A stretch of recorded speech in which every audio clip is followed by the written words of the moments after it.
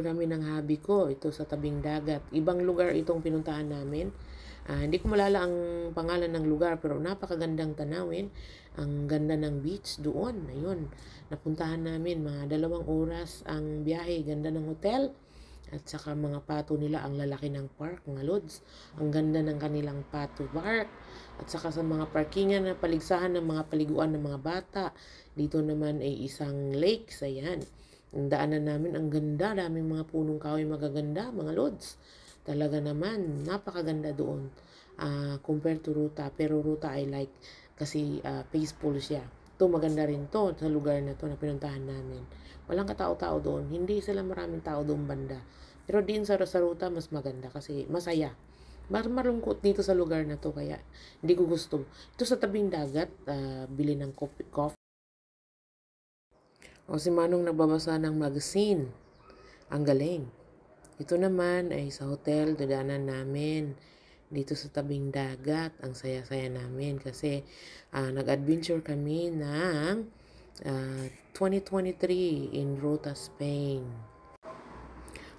Ang ganda ng araw mga guys. Ito naman mga kaibigan ko.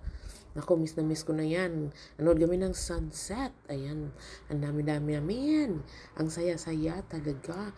More sunset pa mga guys. Ang galing. Dito naman mga bahay. Malapit sa tinirahan ko.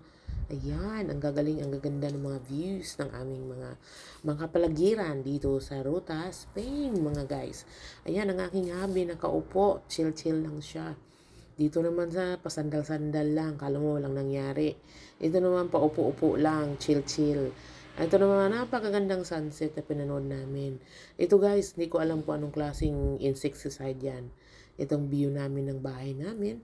Saka ayan sa kabila, ayan siya, kapaligiran ng, ang ganda-ganda ng mga kapaligiran namin mga lods. Saka ito, ang ganda ng tanawin, ayan, ang sunset, ayan, ganda-ganda, di ba?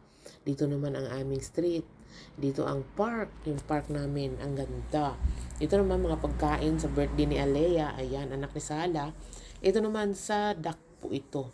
Medyo malayo-layo to sa amin, doon to sa kabilang lugar na pinuntahan namin. Nag-adventure kami ng aming hubby.